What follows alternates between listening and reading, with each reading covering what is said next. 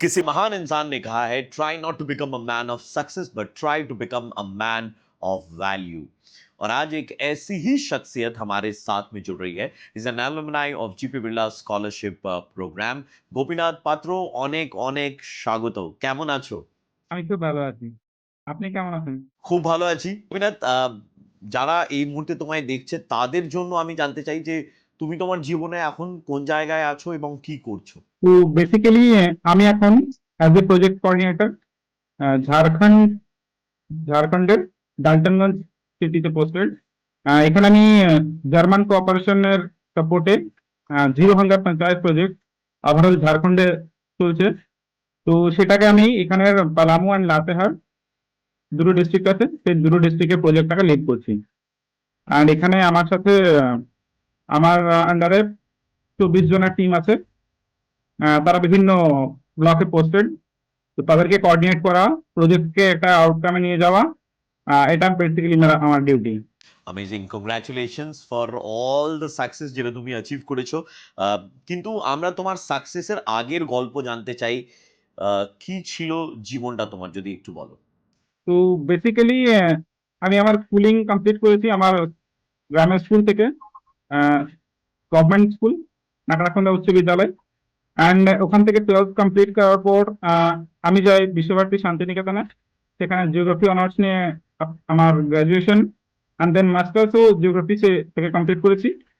And ওই critical সময়ে আমার জীবনে ছিল জিপি বিড়লা স্কলারশিপ। তো বেসিক্যালি সেটা আমার জীবনে একটা টার্নিং পয়েন্ট ছিল আমার হায়ার স্টাডিজকে আরো এগিয়ে নিয়ে যাওয়ার জন্য। আমি আজ এইখানে পৌঁছেছি তার জন্যে। কেননা আমার মনে হয় আমি যদি সেই সময় ওই স্কলারশিপটা না পেতাম, তাহলে আমি হয়তো এই জায়গায় আজ যেখানে আছি সেখানে পৌঁছাতে পারতাম না। কেননা সেটা একটা আমার হায়ার এডুকেশন একটা ইনসিকিউর ছিল, ফাইন্যান্সিয়াল কন্ডিশন এতটাই পোর ছিল। যে সময় আমি গ্রাজুয়েশনে আমার এন্ট্রি করেছি, জাস্ট তার 1-2 মাস আগেই আমার বাবার হাত ফ্র্যাকচার হয়, যে কারণে আমার বাবা কমপ্লিটলি আনএমপ্লয়েড ওই টাইমে। আর আমার ফ্যামিলির একদম আর্নিং মেম্বার আমার বাবা। তো সেটা একটা ক্রিটিক্যাল টাফ সিচুয়েশন। যখন আমার মনে পড়ে এখনো, যেদিন আমার 12th রেজাল্ট আউট হয়, 90%, 94% স্কোর করেছিলাম।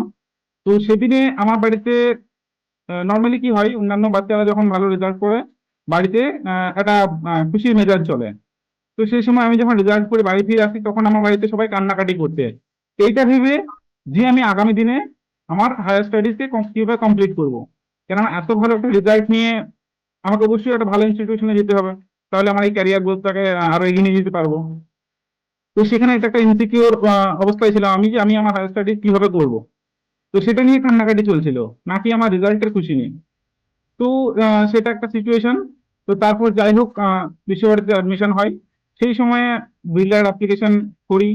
সেটাও আমার ঠিক জানা ছিল না যে সেটা পিওরিটি ছিল না যে পাবো কিনা। তারপর হঠাৎ করে একদিন আমার কাছে মেল আসে, বেসিক্যালি যতদূর মনে পড়ে আমার চেতনজির কল আসে আমার কাছে, যে তোমাকে একটা মেল করা হয়েছে, তুমি শর্ট লিস্টেড, আর তুমি তোমাকে ইন্টারভিউ এর জন্য 10 আগস্ট 2017-তে কলকাতায় আসতে হবে আইস স্কেটিং নিয়ে। তো সেটাতে আমি এতটা এক্সাইটেড ছিলাম, সাথে সাথে একটু ভয়ও ছিল। আহ, এর কারণ হচ্ছে আহ, ওই টাইমটা ছিল, this is the first time when I faced an interview as well as visit Kolkata first for the first time. তো এটা আমার একটা খুব ভালো মুভমেন্ট ছিল, যেটা আমি এখনো মনে করি। অ্যান্ড দেন স্কলারশিপ কন্টিনিউ আমার 3 বছর চলে। অ্যান্ড সেই চলাকালীন স্কলারশিপের টাকা থেকে আমি আমার টোটাল ফাইন্যান্সিয়াল এক্সপেন্ডিচার যেগুলো হবে এডুকেশনে 3 বছর কমপ্লিট করি। তো আমি ক্লাস 12 এর আগের ব্যাকগ্রাউন্ডটা একটু জানতে চাই। তো বেসিক্যালি আমি আবার স্কুলের কথা বলি আমার, তাহলে সেখানে যদি দেখা যায়, সেটা আমরা 4 ভাই বোন ছিলাম। আমার একজন পিসি মেয়ে সাথে আমাদের থাকতো, সাথে আমার 2 দিদি আর আমি। তো 4 জনের টোটালি পড়াশুনো ছিল আমাদের। তো আমার এখনো মনে পড়ে আমাদের বাড়িতে প্রথম কারেন্ট আসে আমি যখন আমার ক্লাস 8-এ পড়ি, পড়াশোনা করি। তো এরকম একটা অবস্থা ছিল বাড়ির। বাড়ির একমাত্র আর্নিং মেম্বার সেই সময় দাদু। সেটা অবশ্য তিনি কোনো কাজ করতেন না, তার একটা পেনশন আসতো। সেখানে আমাদের ফ্যামিলি টোটাল মেম্বার ছিল 8 জন। তো 4 জনের টোটাল পড়াশুনো, সাথে সাথে বাড়ির খরচ টোটালটাই দাদু দেখতো। কেননা সেই সময় বাবা আমার সিজনাল বেসিসে কাজ করতো। বাবা মেনলি কুকিং এর কাজ করেন। তো কুকিং এর কাজে কোনো রেগুলারিটি নেই, সেটা সিজনাল বেসিসে। তো তার একটা আর্নিং লিমিটেড ছিল। তো যে কারণে টোটালটা এডুকেশনের খরচ দাদুরা দেখতো। সেই দাদু তারপর থেকে যখন মারা যায়, ক্লাস আমার তখন 7। তো সেই সময়ে একটা পড়াশোনা আমার একটা অনিশ্চিত অবস্থায় চলে গেছিল। প্রায় দিন মনে হতো যেন হয়তো পরের মাস থেকে আমি আর স্কুল যেতে পারবো না, ইয়া হয়তো টিউশন যেতে পারবো না, এরকম একটা অবস্থা ছিল। বিভিন্ন জায়গায় টিউশন টিচারের সঙ্গে কথাবার্তা বললে যে স্যার এতটা ফিজ আমি দিতে পারবো না, যদি একটু লিমিটেড করা যায়। তো সেই জায়গায় আমার টিচাররাও বহু আমাকে সাপোর্ট করেছিল যে না ঠিক আছে, তোমার ফিজ বাকিদের থেকে একটু কম নেবো আমি। তো সেই অবস্থায় একটা পড়াশুনো। আর আমি আমাদের ব্যাচের অনলি স্টুডেন্ট ছিলাম আমাদের গ্রাম থেকে, যে কোনোদিন গ্রামের বাইরে টিউশন পড়তে যায়নি। কেননা ক্লাস 12 পর্যন্ত আমাদের বিভিন্ন বন্ধুরা ক্লাস 10 থেকে বাইরে পড়াশোনা করতে যেত বিভিন্ন ভালো ভালো টিচারদের কাছে। আমি আমার এক্সপেন্সিস বাঁচানোর জন্য সেইটাকে কমপ্লিটলি অ্যাভয়েড করতাম। নাকি কোনো বন্ধুদের সঙ্গে পার্টিতে যেতাম, কিছু না, টোটালটাই নিজের পড়াশোনার মধ্যেই থাকতাম। আর ওই সময় আমার প্যাশনও শুরু হয় গাছ লাগানোর উপরে। সেটা সাধারণত গ্রামে যেসব সামাজিক কাজকর্ম সেসব আমি প্রচুর ইনভলভ থাকতাম। তো এরকম একটা করে আমার পড়াশোনা চলেছে। তারপর ধীরে ধীরে স্কলারশিপ ছোটখাটো আসতো, কিন্তু প্রচুর ডিফিকাল্ট সময় ছিল সেটা। আর সেই দিনটাকে যদি আজও মনে করি, সত্যি আমাদের কান্নার একটা ব্যাপার আছে। বাড়িতে এমন অনেক দিন গেছে যেখানে আমরা হয়তো খাওয়া দাওয়াটা ঠিক মতো হয়নি, করিনি আর কি। ঠিকঠাক ডাল সবজিটা হয়তো ঠিকঠাক আমাদের চলেনি, এক সময় এসছে। তো সেই সব পার করেও আমরা আমাদের দুই দিদি গ্রাজুয়েশন কমপ্লিট করেছে। And আমি আমার বাড়ির সব থেকে যদি বলা যায় এডুকেটেড, মানে আমি হয়তো আমার মাস্টার্স কমপ্লিট করতে পেরেছি। সেইটাতে অবশ্য জিবি বিল্লার সাপোর্ট ছিল। গোপীনাথ, এর জন্যই তোমার তোমার তোমার সঙ্গে কথা বলার আগেই আমি ওই লাইনটা ব্যবহার করেছি, try not to become a man of success but try and become a man of value. এবং যেই ছেলেটি জীবনে এই সব দেখেছে, ছেলেটি বা মেয়ে জীবনে এই সব কিছু দেখেছে না, তারা জানে যে ছোট ছোট জিনিসকে কিভাবে ভ্যালিউ করতে হয়। আহ, তো আমি যদি তোমাকে এই প্রশ্নটা জিজ্ঞেস করি, জিপি বিড়লা স্কলারশিপ প্রোগ্রামের তোমার জীবনে কতটা ইম্পর্টেন্ট রোল বা ভ্যালিউ, কি বলবে? তো আমার আজও মনে পড়ে, আমার জিবি বিল্লার স্কলারশিপ আমি প্রথমবার পাই 2017-তে। অ্যান্ড তখন থেকে আজ পর্যন্ত এমন হয়েছে যে বিড়লা থেকে প্রতি বছর একজনের চেতনজি বা অন্য কারো একটা কল আসে আমার কাছে যে তুমি কারেন্টলি কি করছো। তো এই ব্যাপারটা আমার সব থেকে বেশি মোটিভেটেড, যে স্কলারশিপ অন্যান্য অর্গানাইজেশন তাও দেয়, কিন্তু এই যে ফলো আপ নেওয়াটা, যাকে তারা স্কলারশিপ দিয়েছে সে এখন কোথায়, তাকে ট্র্যাক করা বা তার একটা স্টোরিকে রেকর্ড করা, এই ব্যাপারটা স্কলারশিপের, এই জিপি বিড়লা এডুকেশন ফাউন্ডেশনের একটা বেস্ট দিক আমি মনে করি।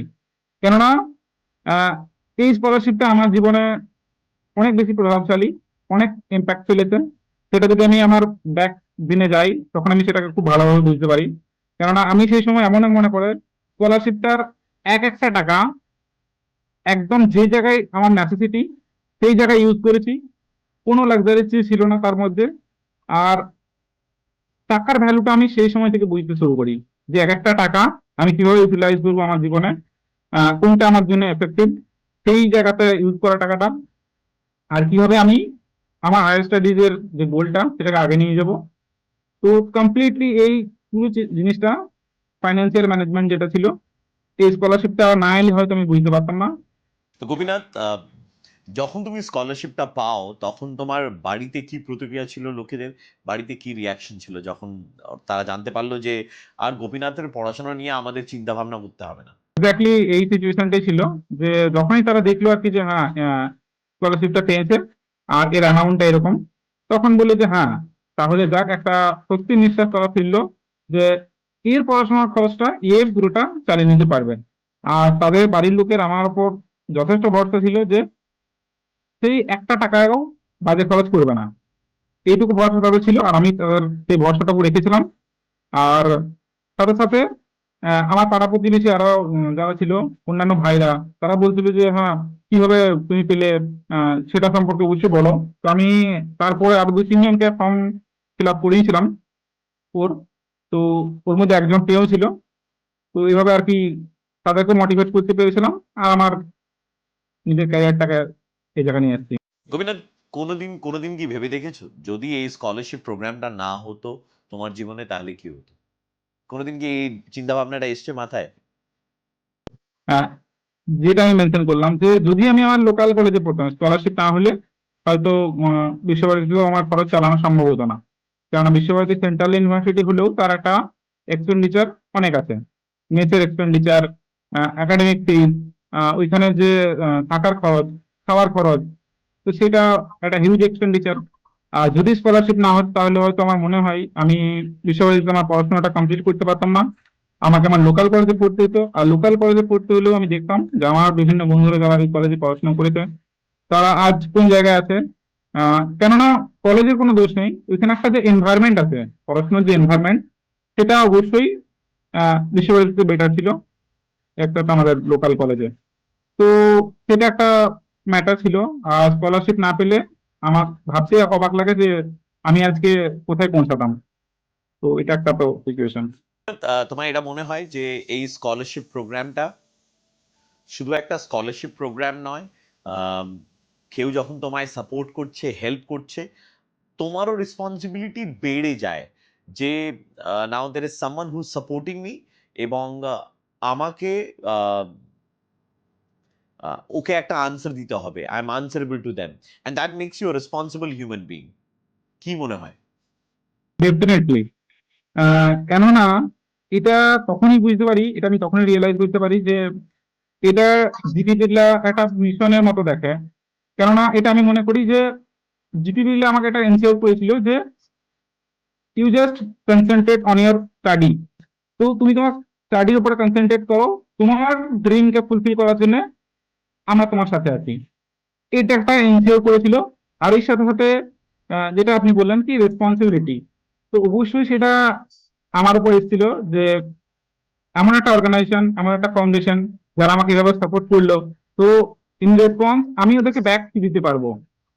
তো আমার কাছে ওটাই ছিল যে হ্যাঁ আমার একটা গোল সেট আছে, আমার একটা জায়গায় পৌঁছাতে হবে, আর ওই রেজাল্টটাই ওনাদের দরকার, যেন আমার দেখে বাকিরাও, বাকি আমার মতো যারা লোয়ার মিডিল ক্লাসের স্টুডেন্টরা আছে, তারা যেন মোটিভেট হয়, তারা যেন ইন্সপায়ার হয়, আর তারা যেন একটা প্রতিষ্ঠিত হতে পারে। তো এটা একটা আমার থট প্রসেস ছিল। তো গোপীনাথ, তোমার মতন অনেক ছেলেমেয়েরা আছে গ্রাম অঞ্চলে, অনেক সোশিও ইকোনমিক ব্যাকগ্রাউন্ড যদি আমি কথা বলি, আহ, খুবই পুয়ার সিচুয়েশন, রাইট? তাদেরকে তুমি কি বলতে চাইবে? কারণ you have been through that phase, তুমি সেই ফেজটাকে পেরিয়ে আজকে এই জায়গায় পৌঁছেছো, এবং with the help of GP builder scholarship programme and your hard work and dedication, no doubt about it. অনেক ছেলেমেয়েরা আছে, তারা ইন্ট্রোভার্ট, তারা এসব জিনিসে এগিয়ে আসতে চায় না, তাদেরকে তোমার কি মেসেজ থাকবে, কি বলবে? তাদের প্রতি আমার মেসেজ এটাই জাস্ট কি তোমরা তোমাদের পড়াশোনাটা ঠিকঠাক মতো চালিয়ে যাও, আর তোমাকে সাপোর্ট করার জন্য অনেক লোক বসে আছে জিপি বিড়লার মতো, আর তারা তোমার সাথে কাঁধে কাঁধ মিলিয়ে তোমার ড্রিমকে কমপ্লিট করার জন্য কিন্তু লেগে থাকবে। তো তুমি ওইসব না ভেবে যে আমার পড়াশোনাটা কিভাবে চলবে, আহ আমার ইনসিকিউর হয়ে যাবে সবকিছু, সেটা বাদ দিয়ে তুমি যদি তোমার পড়াশোনার উপরে কনসেন্ট্রেট করো, আর একটু চোখ কান খোলা রাখো, একটু যদি অ্যাওয়ারনেস থাকে যে বাকি অন্যান্য কোথায় কিভাবে আমার চোট আসতে পারে, বা তোমার সিনিয়ররা কোথায় কিভাবে কি পেয়েছে, তো তাহলে আমার মনে হয় না যে কোনো আমার মতো ছেলেরা, স্টুডেন্টরা আটকে থাকবে। তুমি ড্রিমের কথা বললে, তাই আমি জিজ্ঞেস করছি যে Gopinath, what are your dreams? কি স্বপ্ন দেখেছো আগে? কি করার ইচ্ছে আছে? আমি আমার ড্রিম যেটা দেখি সেটা হচ্ছে earning money is not my dream.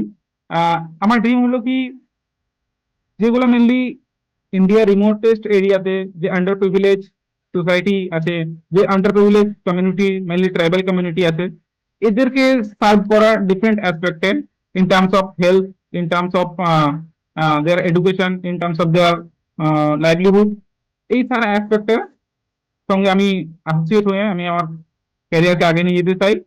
কেননা এইটাতে আমি মনে করি আহ, আপনি হয়তো শুনে থাকবেন, একটা বুকস আছে যেটাকে আমরা বলি ইকিগাই, যেটা জাপানিজ একটা বুক। তো সেখানে খুব সুন্দর আছে লেখা কি আহ, তোমার পারপাসকে খুঁজে বের করা, যেখানে তোমার প্যাশন, তোমার মোটিভেশন, তুমি যেটাতে ভালোবাসো, যেটা নিয়ে কাজ করতে, সেই সবগুলো, আর যেখান থেকে তুমি কিছু আর্নিংও করবে, তো সেই সময় সেরকম একটা জায়গাকে তুমি সেট করো। তো আমি মনে করেছি যে হ্যাঁ, এইগুলোর সঙ্গে কাজ করে আমার আর্নিং এর সাথে সাথে আমার স্যাটিসফ্যাকশনও খুব বেশি আছে, আর আমার প্যাশন আছে এইগুলোর উপরে কাজ করার, যেটা আমাকে একটা স্বস্তির ঘুম দেয় প্রতিদিন রাতে। তো আমি আমার ক্যারিয়ারটা এইভাবেই দেখতে চাই আগামী দিনে। বেসিক্যালি এইসবের উপরে পলিসি মেকারের রোলে আমি কাজ করতে চাই। You indeed are a man of value, Gopinath, and we at GP Birla are very, very proud of your achievement and the kind of human being that you are, and the way you are helping the society. That's amazing. Thank you so much, Gopinath, for taking out time এবং আমাদের সঙ্গে কথা বলার জন্য। And তোমার আজকের এই গল্পটি আহ, গল্প বলাটা ভুল হবে আমার মনে হয়। Your life experience is going to inspire many students. So once again, a big, big, big thank you to you for coming on board and talking about it. Thank you, thank you so much.